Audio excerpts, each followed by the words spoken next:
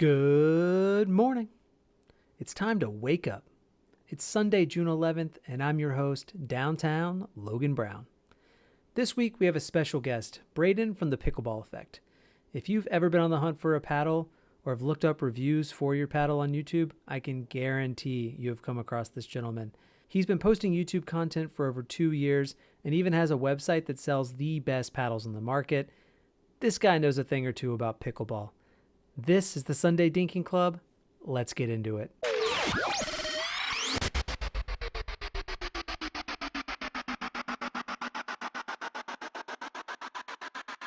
right, Braydon, thanks for being on the podcast, brother. Pickleball Effect in full force. What's going on in your way, man? Yeah, dude, I've been looking forward to this. I'm just sitting in my chair in my office in Nampa, Idaho. Just got home from my 4-year-old's gymnastics, and now we're talking pickle. Dude, I love it. So Idaho, I've never been, but is the scene out there as good as it is in like Utah and Arizona?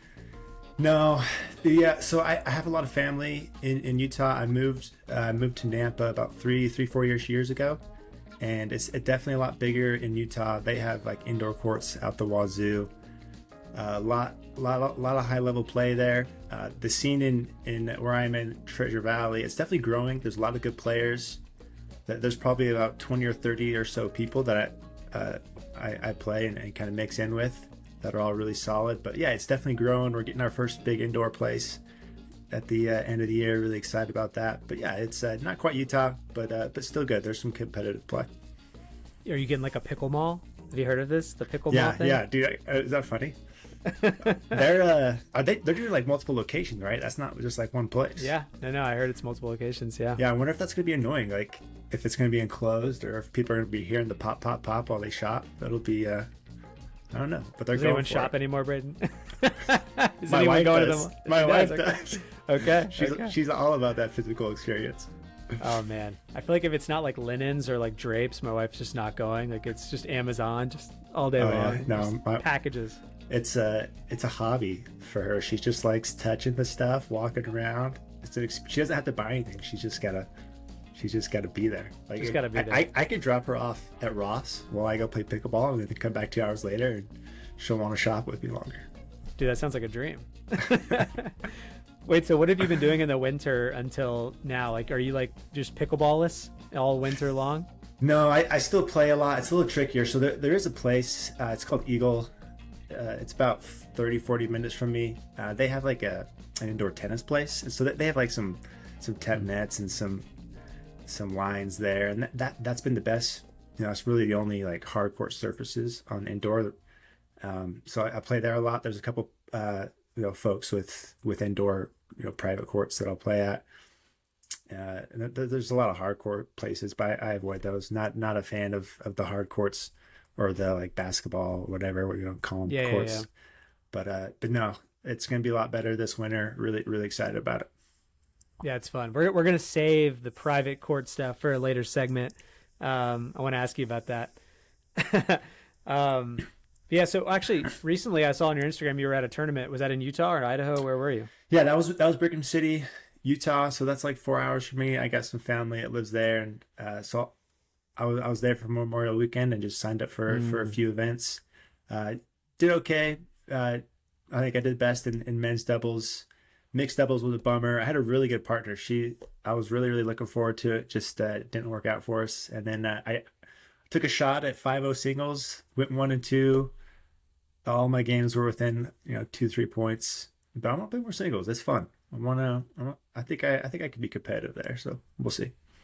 Yeah, I don't know what it's like in your town, but around here we have like probably 32 courts locally, and there, unless you go in the middle of the day, it's completely packed, morning and night.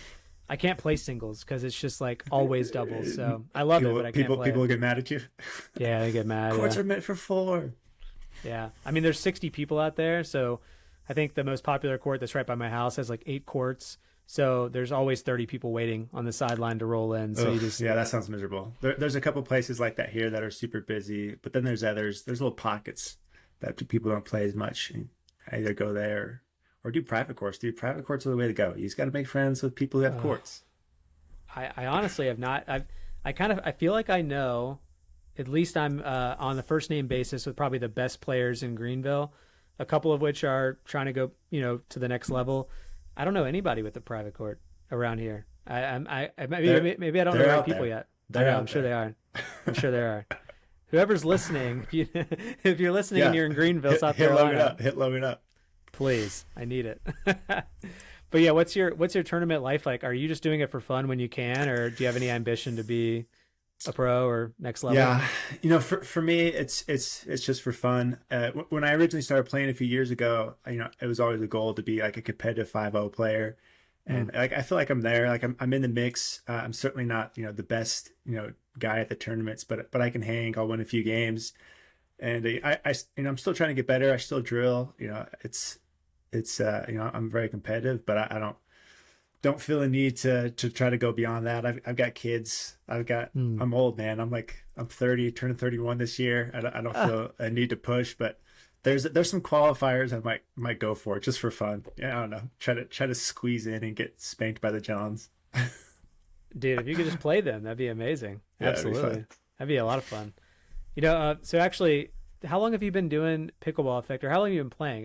Pickleball Effect's been around for a couple of years now, right? Yeah, I started doing. I think it's been around a couple of years or so for the pickleball effect thing. I've been consistently playing for like 3 years, but my first exposure to it was a long, long time ago.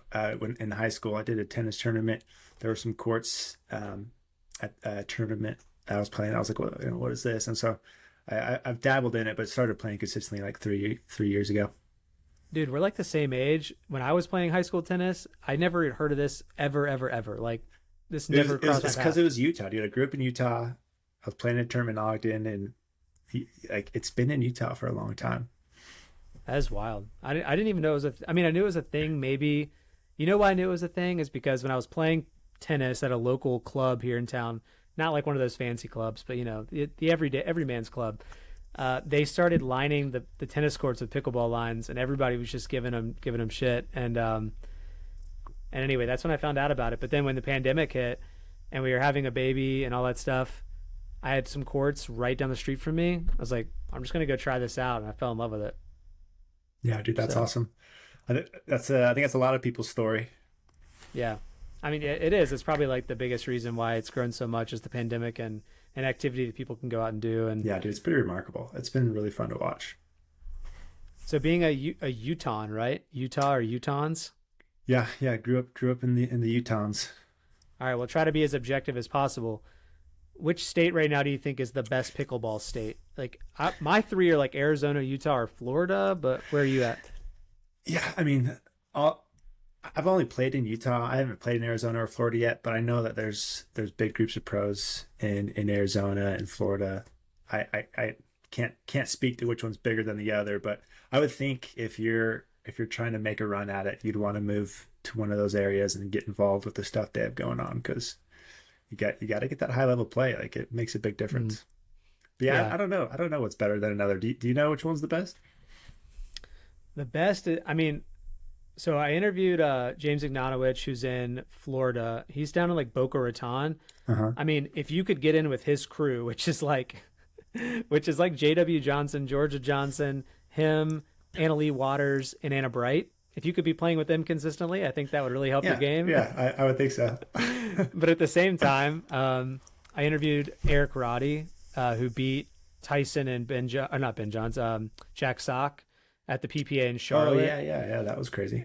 It is crazy, but But so not, Eric. not Well, I no, found out that go Eric ahead. actually trains with Ben. I mean, not Ben, but Jack. I keep saying Ben. I'm sorry. Yeah, So I Eric thought I played. thought I heard that, so it makes sense. Like it's not like it's totally out of nowhere. Yeah, it's not out of nowhere, and so he gets to train with. There's another woman on the PPA tour in MLP the name is escaping me which one it was, but anyway he hits with Jack, and then like Jack Monroe, who is in Austin, Texas, who I just spoke with. He actually lives in the same city, Austin, Texas is where Ben Johns lives. So I Hmm. think he's been able to hit with Ben Johns and kind of hit with drill with him a bit too. So I think Yeah, being in yeah. It these cities seems. is important. Yeah, I think so. It seems like all the best players have some sort of group like that. Like there's 5, 10 of them where they train together. And yeah, I mean, there's a reason why they're a step above everyone else. I think. Yeah, and climbing the ladder for sure. All right, so let's go. I'm doing this time around. I'm gonna change things up from the normal podcast. I'm gonna do a couple of different segments to try to bring the spice level up a bit. Yeah, yeah. This segment's called "Explain This Graham," and I want you to explain what's going on here, what the context is, and how you got invited to this pickleball barn. Yeah, so this is Utah, of course. So many rich people with courts in Utah. So I got a buddy there. His name's Gage Maddox. We were trying to find a place to play, and you can actually rent that court. So it's a house. He has an outdoor court and that really nice indoor court that you can see, in that gram. But yeah, I don't even remember how much it was. It was like $5 a person for a couple hours. Like, it's super cheap. I don't know the $5. guy. I think Gage knows him, but yeah, dude, like he just lets his buddies use it, give him $5, go play there for 5 hours. But yeah, dude, that place, easily the nicest private court I've played in. Like, the court colors were cool. Like, it'd be the dream to have that in the backyard. And then they have an outdoor court, which was like just overkill. It's like they have two courts. It was just crazy. But yeah, really, really, really cool place. Like, took up their like whole backyard. That's awesome. That was in the middle of winter, summer. When'd you go? I think it was winter. Yeah, we played it. Played at night time, so there's no lights. But I think it was cold. I can't remember. It was a little bit ago. I got to get to Utah. Sounds like that's my next trip. Yeah, I posted that, and I remember Kyle Yates responded, and he was like, "That's Utah, huh?" I'm like, "Yep." Hey, he's like, "I played there before. Cool. That's my buddy's house." Yeah. All right, so next segment, pickleball happy hour. It's all good if you don't drink. This can be any kind of happy hour you can imagine: beers, cocktails, coffee, even tea or Gatorade, whatever it is. Who's like one player or influential person in pickleball that you want to have a drink with? Any kind of drink. I feel like Pat Smith would be fun. I know he's had some drinks in his hands in interviews I've watched of him, so I don't think he'd have any issues with that. I just feel like he would tell it to you straight. Really tell you what's inside, the professional world. I think he'd be fun. He seems cool. I've always been a McGuffin fan, right? I think everyone is, but the few tournaments I've been to, I've always felt like he's the most engaging with the crowd. It's easy to cheer for him. And he seems, really, really fun and legit. A lot of players are actually surprisingly kind of cold and, just kind of run off the courts, not all of them, but he was fun that way. And he's easy to cheer for, and obviously would be fun to hang out with. But those are the two. Those are the two that come to mind. Who do you go with? Who do you pick? Yeah, well, I mean, so I'm more like on the influential side of pickleball. Like, I love business. I would love to sit down with Steve Kuhn, and the guy who owns MLP. Sure, that would be a lot of fun just to talk to him about, because he's a billionaire as well. So yeah, it'd be kind of fun pay to for learn. Dinner too. He might pay for dinner, and I'll be in Austin next week, Steve. I know you're not going to be there, but it's like funny. I'm going to be in Austin next week, and the MLP is going to be in California. But anyway, have you done an MLP event, or like spectated? No, I wish. I'm hoping there's going to be more MLP events, so there's not just 6 in a year. Give us more opportunities to hit one up.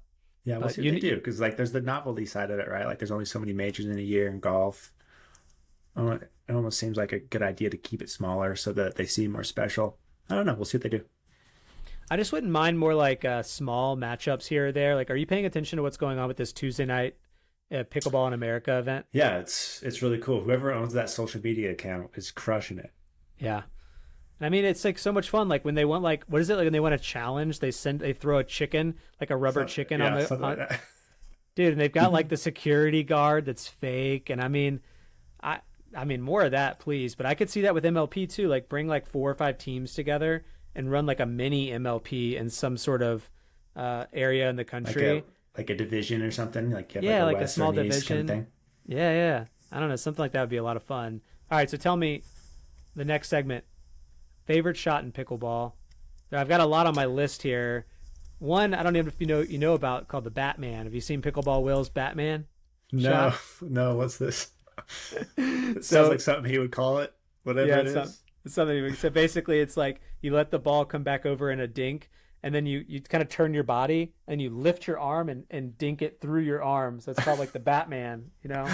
Dink it through your arm. Yeah, sounds super effective. Yeah, it totally is. 100% efficacy. Yeah, that's great.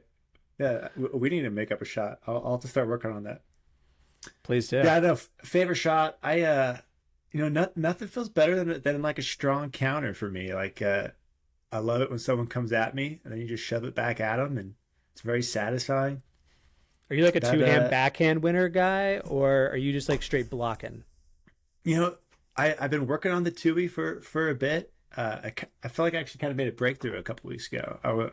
My two-hand counter is a lot stronger, especially when you're playing on the right side. My tip for Tuis is use it when there's space and pace. So if it's coming hard, a two-hander is great. If you have space, a two-hander is great. So when you're on the right side and you're right-handed, I can cover that middle a lot better with two hands than I can with one. My counters are a lot stronger, but when I'm on the left side, I don't use the two-hander as much. It's just not, you're covering the middle with your forehand. You don't get as many opportunities with it. And obviously when you're reaching for balls, right? Like someone hits a drop on you and you're reaching in and rolling it, you don't want to use a two-hander because you can get more reach with one. But so there's definitely moments for it. But yeah, dude, I've been digging it. It's getting more and more popular. I feel like almost every pro's got some sort of two-handed shot in their arsenal. And yeah, dude, it's a good one. Let's get into some pickleball news. The next segment is pickleball hot takes.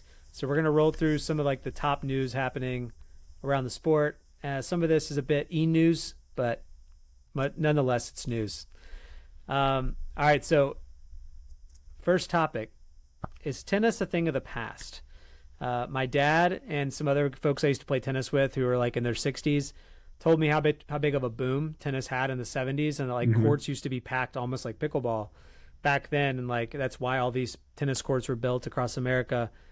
But is pickleball the new tennis, and tennis is kind of just falling off? Yeah, I mean, it's my opinion there is I think participation wise, obviously pickleball is, I don't know, it may even be bigger now. I don't know, but that's just going to continue to rise. I think it's going to definitely own tennis participation wise, but like on the pro scene, it's still it's still developing. Like, I don't know, like people are more attracted to the stuff that seems more physical, and just when people can do things that you can't, it's more fun to watch. And it seems like everyone I play pickleball that starts to get good watches a pro event and thinks they can do it, thinks they can go pro, and they can't. It's a lot harder than it looks, which is doesn't translate as well on TV. I don't know. I love watching it. I think it's a ton of fun, but it's definitely a different dynamic there. And so I don't know how it's going to work that way as far as eyeballs and dollars go, but it's still so early. There's a lot of things that can happen, but I mean they'll both be around. It'll just be different. We'll see how it shakes out. I'm talking paddle drama. Everybody loves paddle drama, but so much of that recently. Yeah, but listen, you're the guy. You are the paddle guy, so this is gonna be really fun. Did you happen to see the video floating around of Anna Lee? Actually, it's Lee Waters. Anna Lee Waters' mother talking about during the match, like Leah Jansen playing with the new Joola, and she could only describe that Leah had gotten better because of the Joola. So funny, dude. I cannot believe Paddle Tech has to be reeling after that comment she made. Yeah. Yola's just grinning from ear to ear, like they couldn't have paid for a better advertisement. But yeah, nothing that Jansen had to do with her playing well. It was all that paddle. Yeah. She's a new player. So I mean, bad. She said so she's bad. a I can't different player. I can't believe she said that. I do think paddles make a difference, but it's not like she was playing with a crappy paddle before. I mean, but here's what I want to know. You test and play with more paddles than anybody that's going to listen to this podcast. So what I want to know, number one, is if you hand Anna Lee this Joola, is she just going to be unstoppable, even more unstoppable than she is now? Is it that big a deal? When I look at all the pros on the field, if there's one person that I think would improve with a new paddle, it's her. Like, I know Paddle Tech's coming out with some new paddles pretty soon, and I'm actually surprised she doesn't have that in her hands yet. They just got some approved. But like, if she really is playing with one of those original, I think it's a Bantam, like something, like it's I don't like it, dude. It's not very forgiving. It's really hard feeling, not super stable. I'm pretty sure she weights it up pretty heavy. And anyways, there's a lot better paddles out there, and I I think she would do better with something else. I really think it would make a little bit of a difference. I mean, All right. obviously she's so good, anyways, but I do think a paddle would make a difference for her. She's so good. Yeah, I'm sitting there thinking to myself, like, if this is that big a deal to Lee Waters, she thinks this paddle is making a difference for Leia. I'm like, God forbid your daughter gets a hold of something like this, Right, because right. there'll never be a loss under her belt. Yeah. But actually, speaking of hot takes, you brought up something that I didn't even think about till just now, but I'm kind of excited to bring it up. This is like a spicy comment that, I don't know. In tennis, do you know that like tennis players don't play with the actual racket that's sold on the market? Yeah, yeah. They Okay. all have their own like custom stuff. Yeah, yeah. So for folks who don't know, typically, I mean, like a Roger Federer, Tsitsipas, you name it, if they're sponsored by Wilson, they're not playing with the same Wilson racket you just go pick up off the internet or on the rack. They have like some custom frame and they paint it to look like the newest model they want to sell. So my spicy comment, and I want to know your response is there any chance Annalie Waters is not playing with a paddle tech that's painted as paddle tech? It's tough to say. Like I've never seen her paddle up close. There was some talk a while ago about like Parento and I think it was Coop playing with a raw carbon paddle tech. Um, there and some of the pictures, you can see online. Well, they look like they could be different. But Annalise, it doesn't. I mean, just from like the feed, it doesn't look like it's different, but it's certainly possible. Like I wouldn't put it past a company to do something like that. Although in her case, as far as I can tell, it doesn't look like it. I don't. She's probably just My that good. she Doesn't even she need a good paddle. I think she's just that good, dude. She's that good. All right, so are you still like double black diamond through and through, or you found another paddle you like better? Yeah, dude, I'm still big on 6-0. Dale over there is doing really good stuff. His paddles are super solid. I'm gonna keep promoting them. I think he's doing good stuff. Um, I'm actually I'm playing a tournament on Sunday. I'm just doing this like local open tournament. It's an indoor tournament, and I'm gonna play with the Vatic Pro Prism Flash, which is like a Mm. very similar to the Ben Johns Hyperion. So they just released this like a couple of weeks ago, and I just uh, published a review for it today. But it's a really good control paddle, and so I'm playing indoors. We're playing with Duras. It's going to be fast, where I don't think generating speed is going to be an issue. So I'd rather have a softer paddle. Mm. But if I'm playing outdoor, if it's hotter, I like the 6-0s. I've actually been playing with the 14 millimeter a lot, especially when it's really hot outside. I think that's something that people don't really talk about much is like the conditions of the day or where you're Mm. playing, or even like the part of the country you live in. Like if you live in Florida where it's really hot and humid, like a more power oriented paddle is going to feel like a control paddle because the ball melts. Mushy. It's mushy. It feels softer. It's easier to control, and you like that extra power uh, just isn't there. Like, but when you play it in like Utah or Boise, like the ball is very fast, and so having a more control oriented paddle in like this region is probably more beneficial than maybe something like a 002. And so, depending on where you live, I think that should affect your choice of what paddle you get, or even if you just like if you only play indoors or something, I think that can play a role in what paddle you use. And like I'm always like I play through so many paddles, like I can adjust pretty quick, and so me going to the Prism this weekend isn't a huge deal. It's a control oriented paddle, and so I can get a hang of it pretty quick and dial it in, and so I feel confident going in with that one. We'll see what we can do with it. Let us know how it goes. I'm excited. I mean, the Vatic is one that I want to try, and I also want to try the double black diamond. But it seems like no one in town can even get the double black diamond. I guess it's so Dude, sold out. Like, so hard to get. So they have like 3 retailers in the U.S. outside of them, and I'm one of them. And so I placed a huge order a couple months ago, and it keeps getting delayed. And I know they're just slammed with orders that they can't even get stuff to their retailers, and it's been kind of frustrating. Like I have a ton of people. I'm like, oh, I'm gonna have these, and then I never do. But I hope to get them soon. I know that they're just getting slammed with orders. They got really good stuff, so I'm just really happy for Dell. He's crushing it, and just gonna support him. pickleballeffect.com, sign up for the newsletter, find out when The 6-0 double black diamond comes back in stock. It's gonna come eventually. Maybe, I don't know. Yeah, and listen, I just want to hit the thing. Right? Whenever somebody gets it, please let me hit it. That's it's fun. good paddle. All right, let's move on to the next one. So, fan engagement. I think we were talking about this before we went live. Yeah, but I was excited for this segue here. Yeah, listen, we have the hype guys who just followed you on Instagram. We have a fraternity I want to party be a bus. hype guy. Like, I want to be them. How can we make Braydon a hype guy? PPA, please make this happen. I want their shirts. And I want to be in that group. I think I'm a better hype man than I am player. People I cheer for win. Yeah, the shirts were fun. I think I'm almost positive they were wearing Chubbies, and I used to work for them back in the day.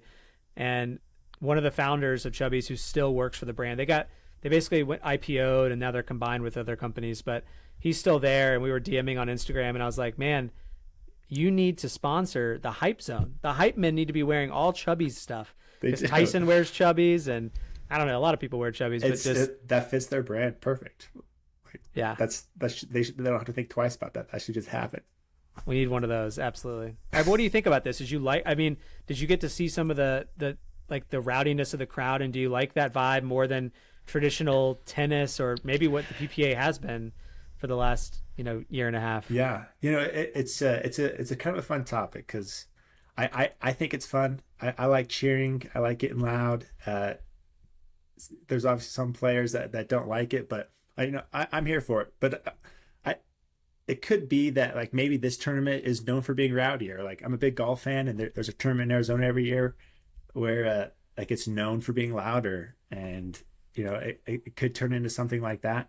The players probably wouldn't appreciate it if it's like that everywhere, but it would be fun if there's like a couple of tournaments that are known for being louder, and that's what you're in for, and you just have to be ready for it. So I thought it was fun. But so we were talking about this earlier, right? And you made the comments like, okay, did PPA pay these guys to do this? And like, give us that story. Like, you called the hype guys out on that. Like, how did that go? Yeah. So the small backstory is that Travis Rettenmeyer, who I really like, a pro player, he has the Tennis Sucks podcast, and he went on the podcast, and he's like very vocal because he doesn't give a shit. He's like an MLP owner, and he plays, and he's like, listen, stop being quiet. I don't care what you do. Yell, scream, have fun. Like, please cheer. Like, he said, pickleball should be a rowdy fan sport. So in one of my podcasts after that, I was talking to somebody, and I said, I think this is what it should be. What do you think? Yada, yada. And I was like, I think it'd be fun if, number one, they tell the DJ to like pump this up, let the fans know they can get excited, and also kind of egg it on. And then I thought the PPA should actually plant cheerleaders, not like real like rah stuff, but put somebody in the stands who's going to get the whole stadium kind of hyped up about the match. And so when I saw these guys were now the hype guys of PPA, I DM'd them and I said, guys, did the PPA put you up to this? And they were like, no, we just showed up because we liked it. And I believe them, but I heard that the frat bus that came from SMU was paid for by somebody in the PPA world. Yeah, it would have surprised me, man. So when I was spectating at the Red Rock tournament, and so I was there on like Championship Sunday and doing some of the course, in the crowd there. But the PPA folks were like walking through, handing people signs, like these dumb signs. Like they're trying to do things to make the crowd seem more rowdy and more involved. And so even that little like sign or thing that I noticed that they were doing, it's like, okay, they're obviously thinking about this. They're trying to do stuff, and I would not put it past them if they planted some people and try to make it rowdier. And why not? Like, it could be fun. I thought Texas was fun, but it could be exhausting if it was at every place. I do like the idea of having some places that are just known for just being rowdier. Yeah, you go to that tournament if you want to be like overly loud. I would agree with you. I think that it being more of a specific location, different times of year, could even make it more special. But I'm also on the side of let's amp this up, because I think it could be a differentiator for the sport. Like, one idea I had that I didn't even mention, it's similar to the Chubbies idea, but Miller Lite is now a sponsor. I think we all know about Tyson's kind of like famous chug a beer after the match. and I know the PPA can't do this, but Miller Lite might could do this. But the idea is Miller Lite should create a grandstand. Do you watch College Game Day, like football? Uh, All right, so on College Game Day, Coke Zero is like Coca-Cola is the big sponsor. So on College Game Day, they have all these fans that come out, and there's the announcers there. It's 3 hours before the match, whatever.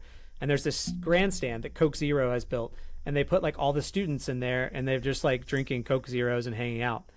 I think there should be a Miller Lite grandstand, and everyone who comes, like, imagine if they decked everybody out with mullets and tank tops, and they gave them Miller Lite, and just let that section get as rowdy as they want, drinking Miller Lite and wearing mullets and tank tops. And it's kind of like the Tyson McGuffin section. I think that's genius. That needs to happen. That's pretty clever. Miller Lite, hire me. I come consult for you. Some big point in some game. People are throwing cans on the court. It'd be fun. Or even to remove the idea of somebody getting hit by a can. Like in hockey or baseball where they have the big nets on the side. Oh, so there you go. Put a big net up. They just throw cans into the net. There you go. There you go. They just... That's pretty good. That could happen. That should happen anyways. But yeah, no. Speaking of the chug of beer at the end of the match, did you see the Kuzmiter? Yes. Him chugging a beer and then puking in the corner. Oh man, so funny, dude. Guy. I think Memes of Pickleball is the one that I saw it on. They're the best account on Instagram, by the way. 100%. Free shout out for Memes of Pickleball. They're the best. But it was hilarious. So I DM everybody, by the way, just for fun. I told them, I DM'd them one day and I said, guys, you need to come on the podcast. And I knew the first thing they would say is, you're an idiot. Like, we're an anonymous account. So then when they responded, I said, listen, here's the idea. I want to bring you on and I'm going to make you like one of those shows. Like a black screen or something? Yeah, no, not a black screen, but you I would take the face out and then their voice would be changed. Yeah, and I was like, it's like one of those murder shows where the mob comes on and you don't know who it is and what. That'd be pretty good. I was like, we need to find out. We need to bring you on and talk about all the stuff because I'm sure there's a way to do that. That'd be pretty funny. Like they are on top of their pickleball. Like every tournament, like as soon as something happens, they're the first to make fun of it. And like they make a lot of jokes that you'd only understand like if you really follow pickleball. And I'm like, these guys, they know their craft. I don't know who it is, but I love it. They're good. I don't know. They're good. If you're listening, guys, come on, give us more. Yeah. They win for sure. All right, so let's tone it down with pickleball noise. All right. Nice. I see what you did there. Thanks. I don't know. I'm trying. Was that on the spot, or did you think of that beforehand? Like, has that been stewing in the mind? No, I just did that off the spot. I don't remember how good it was. No, it was good. It was good. I like it. No, that was just straight off the cuff. Anyway, we're talking about pickleball noise, and this is something that kind of re-upped in the news recently because this engineer got interviewed about his idea, his business actually, that is out there to reduce public noise that pickleball is making. And for the folks who don't know, in public communities around the nation, pickleball is kind of getting shut down or looked down upon because of how much noise it creates. And so the neighbors are hearing just dink, dink, dink, dink all night long. And this guy is out there to try to figure out in like new ways to reduce the noise, whether it be like sound barriers around the courts, or maybe it's changing the ball or the paddle materials. And what I wanted to know from Braydon is what your thoughts are on this. Like, we'll get into another segment about what you'd want to change about pickleball physically, but like, do you think that the noise even matters? Is just kind of like a mood point? Yeah, this has been a tough one. Like, I don't live super close to courts, and so I've never had to deal with that. And so like I can't sympathize with the people who have to deal with it. But it can't hurt, right? Like if you can find a way to keep it down, like, yeah, it'd be great. I mean, I imagine if you live across the street from a pickleball court, like, yeah, it would probably be super annoying. All right, so that's a great segue, though. Maybe we'll take the ball out of it then. I wanted to know, change one physical aspect about pickleball. What would it be? It can be anything on the court. It can be the paddle. It can be the ball.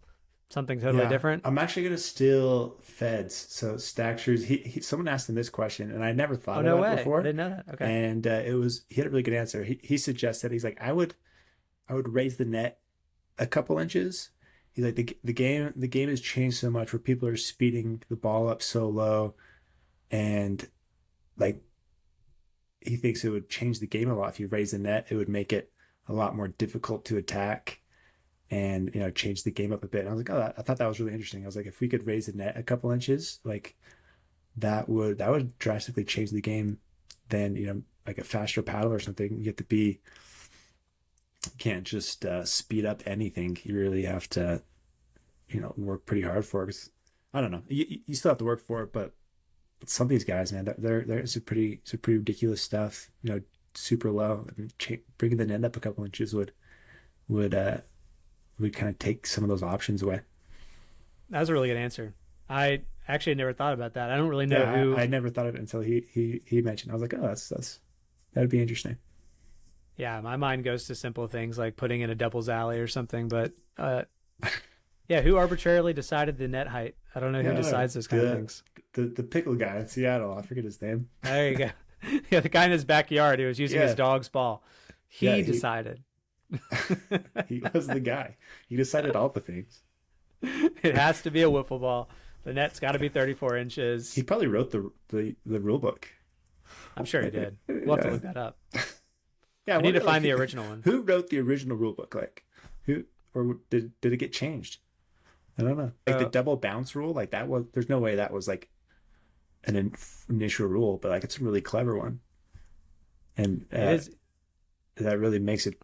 Changes the dynamics of the serving and receiving team. Like, I'm sure that wasn't there out the gate, but that one was pretty clever. Oh, yeah, that makes me wonder. Now I need to get somebody on here from like the PPA or the USA Pickleball. You don't think so? No, nobody knows. Maybe I need to get the OG. I need to get the OG from Seattle on here and figure out what the original rules were. I bet they'd be really easy to get on the pod. All right, that's my next objective. I'm going to figure that out. Maybe they can fly me to Seattle and I can do it live on the original court. Boom. Get Steve. Get Steve involved. He'll pay for it. Your new friend Steve Kuhn? Yeah. My new friend Steve.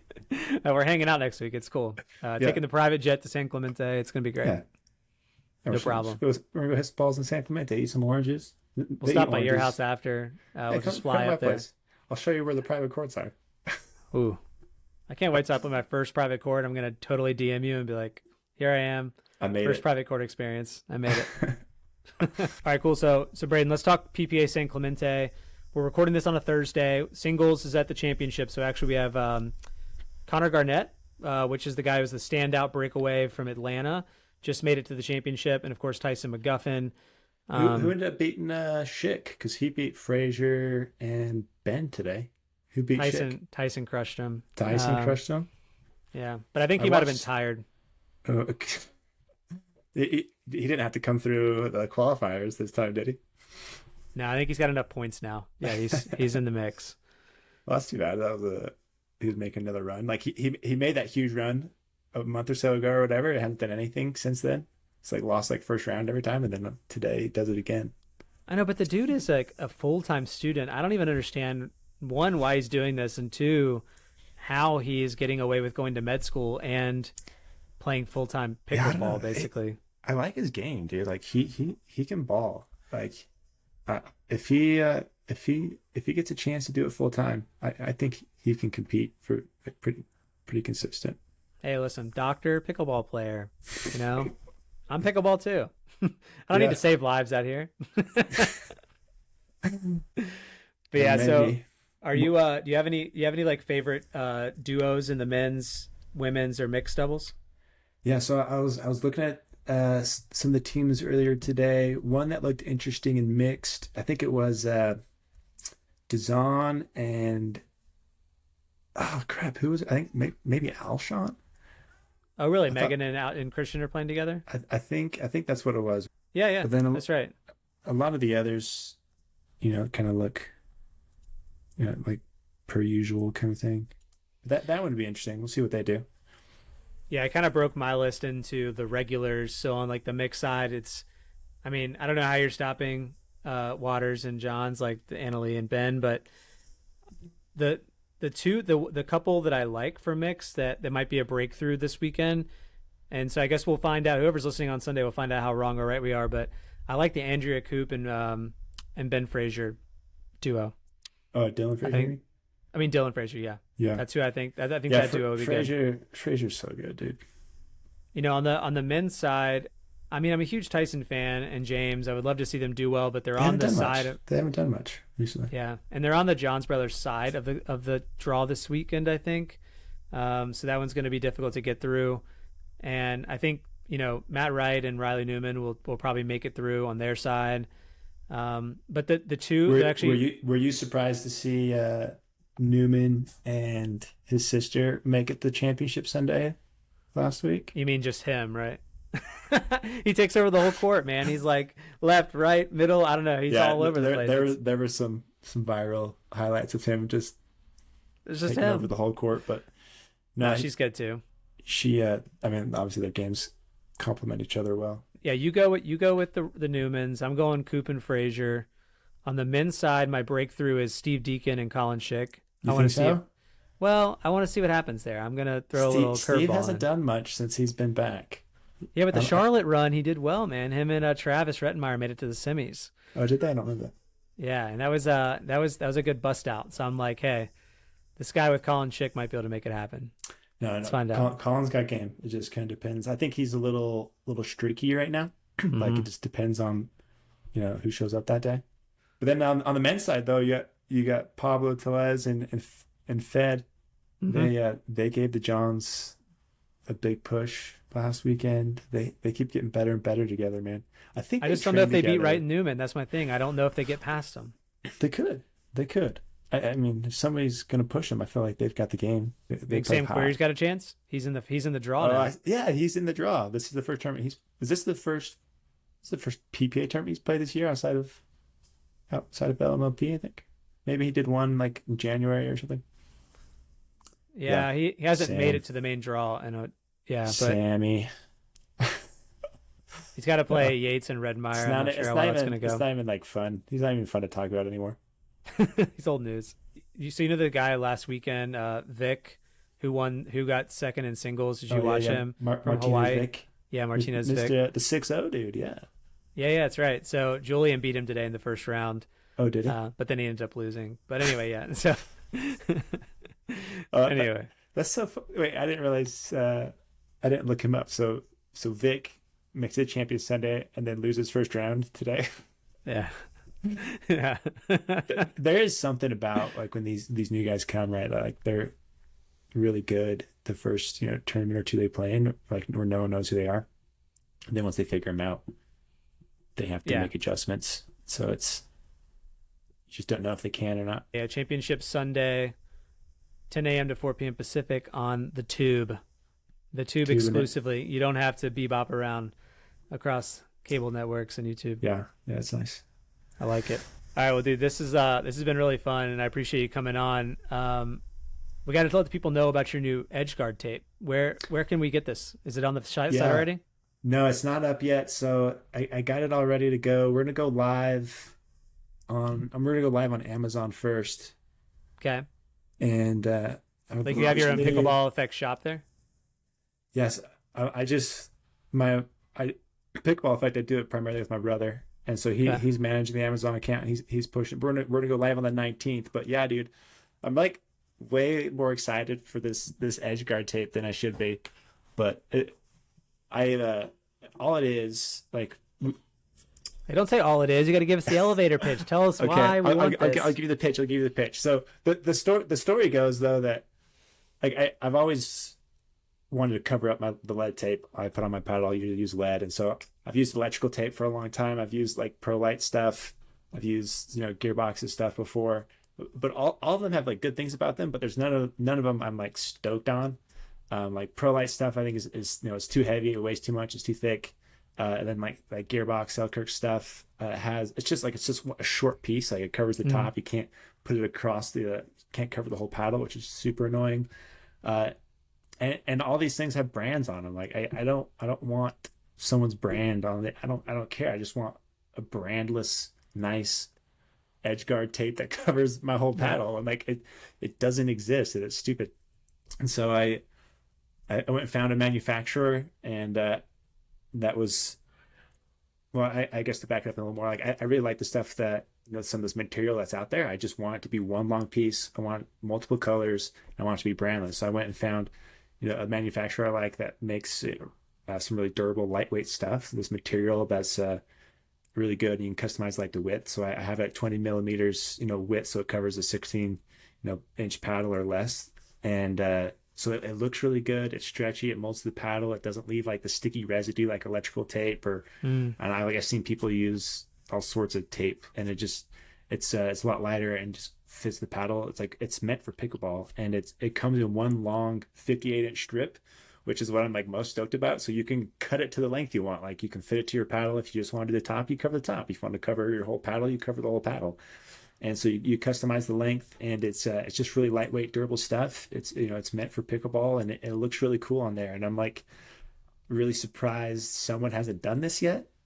Yep. And I really think it could potentially get pretty popular. And so I'm gonna put it up on Amazon. I'm gonna push it and see what happens, man. Maybe I'll just be an edge tape guy. Hey, that's my future. I'm excited for it. I'm the same way. I've been using like I thought it was Pro Lite. There's like a brandless black one that I have. It's just black. But yeah, I agree. It's like really thick and a little heavy. Yeah, it sounds like Pro Lite. But the other thing too, when you posted that, number one, the graphic design you did around the promotion was fantastic. So good work there. Appreciate it. But I also thought that right now there's a bit of a gap in the in like tungsten tape. So like my wife is a crazy person about lead, and she really doesn't want it around the kid. And so the only person selling tungsten tape is like the Selkirk folks, and it's only these. Actually, I think it's pretty clever. I like what they're doing. I'm surprised we don't see more of it, actually. Yeah, but anyway, maybe if that's what you want to get into. I should do that next. I should go make like some heavier tungsten, because their stuff's like super light, and you really have to put a ton of it on there to like really make a difference. So, or like, why isn't someone combined the tungsten with the tape? Like, why can't you do it? Make it one thing. Yeah, why can't it just be one thing? I don't know if that's weird, but there's some spinoffs here. We can expand the product lineup here. I love it. That's actually a great idea. I'll give you 1%. 1%? Get all future sales. All right, here we go. I'm making money. I'll take it from here. Okay, I'll trust you. I can't wait for my check to come in the mail. All right, but let other people. So all right, so the launch is on the 19th. Check it out on Amazon. How else can they support Pickleball Effect? I know that you're doing content. You're actually a retailer, so there's actually there's like some of the best paddles in the market in your eyes are on your site. So how can they support you? Yeah, so I sell the paddles on my website. Any support on buying paddles from there is fantastic. What I try to differentiate myself is like you go to Pickleball Central or something, like they literally have 30 plus brands and hundreds of paddles, and it's just overwhelming and too much, especially for someone who doesn't know about paddles, how to find the right one for their game, and it's confusing and overwhelming. So my idea was like, I've reviewed so many paddles, like I know what the legit ones are, I know who the good brands are, and I know what the paddles even within the brands that are the good ones. Mm-hmm. And so my retail site, I've only sell paddles I've reviewed. There's been several occasions where I've played with the paddle and decided not to sell it. For example, like I did a review of the Engage Pursuit Ultras, and I was just like, I don't think these cut it, and so I decided not to sell those on my site, even though like Engage is a pretty popular brand. Yep. So I only sell the stuff I reviewed. I know is good, and only carry the brands I know that are doing good stuff, and I have all my reviews and extra info on how the paddles play. I have a little paddle quiz just to help you, kind of guide you to find the right paddle that fits your game. I feel like my mantra is, I don't think there's one paddle that fits everyone, but I do think there's a paddle that fits you. And so my goal is just to help you find that paddle, and hopefully it makes it easier. Like hopefully the website gives you valuable information. Sometimes I think I'm too honest, and I'm doing myself a disservice and not selling as many paddles as I could, because a lot of people just want to hear that this is the perfect paddle when it's not. Like there's always pros and cons to every paddle, and so that's kind of my approach that I'm going with. I'm just trying to be a little more transparent and helpful and helping people find their paddle. But it's been a fun ride, dude. Like I started selling paddles close to about a year ago, and like I'm not afraid to share numbers. So like I'm just doing this on the side. Like this is just kind of like a passion project for me right now instead of a full-time gig. I got a wife and 2 kids, and it's hard to leave the full-time job. And but I hope to do it someday. But in my first year of selling paddles, I'll do about $500,000 in revenue, which is just pretty bizarre to me. Sweet. And but hoping to do more than that, this calendar year. And I'm not even taking any money from it right now. Like I'm just putting everything back in, trying to expand the catalog, inventory, start toying around with some different stuff. But it's been a lot of fun, man. And I hope the website is helpful to people. But yeah, you can buy paddles straight from my site. And I'm always open to chat paddles, dude. I spend a lot of time in emails and Instagram just chatting paddles with people. And I'm not perfect. I'll probably get like an 80% hit rate where I help people find the right paddle. Sometimes it gets returned, but 80% is good. Yeah, no, it's not bad. It's a lot of fun though, dude. I really enjoyed, and I hopefully it can really turn into something, man. Like it's done more than I ever thought it would, and I really enjoy it. Yeah, dude. Well, I mean, congrats on the sales. It's awesome, and the growth. I found out about you on YouTube, and I love the content. I think you put a lot of blood, sweat, and passion into it, which is great. Yeah, I appreciate it. Yeah. Yeah, I'm not the best. I'm not a video guy. Like I don't know how to make videos, but I've always felt like my content's strong, and that's kind of carried me through it. And the videos are, I'll get better over time. I'll hire a videographer one of these days. Hey, I love it. I mean, have you thought about going the route of like the Vatic founder, where you just start your own paddle company as well? I've actually looked into it. I've looked at what it takes to to create a paddle, and yeah, you could. It's kind of an interesting we'll have to talk about this in another.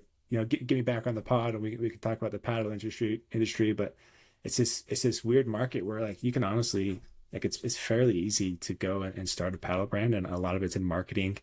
Yeah, and it's hard to differentiate yourself. And there's really only a handful of brands that are doing like unique stuff, and then there's a lot of really similar paddles out there, and it's a pretty interesting market. Like I totally could go make a paddle right now and try and push it, but it's tough to build a brand. But who knows? Maybe someday.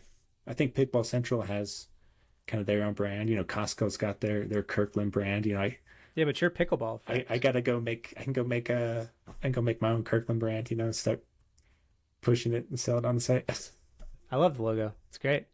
Yeah, it's kind of cool. The branding in general is awesome, and yeah, all the content's good. So go support it. Pickleballeffect.com. Yeah, you too, man. I really love what you're doing. Hope you'll keep growing. You're doing great stuff. Your newsletter's fantastic. Your pod's great. It'll just get bigger and bigger. Thanks. For my 30 listeners out there, thanks for tuning in. I got a good email size, dude. Hopefully we can get some eyeballs on you. Oh, I'm getting some co-promotion here. All right. Yeah. Keep bringing me on. I can help. I appreciate it. That's awesome. Very cool. Braydon, thanks so much for coming on, dude. Really appreciate you spending the time here. Everybody go check out Pickleball Effect, and we'll see you on the courts. Good. Thanks, Logan.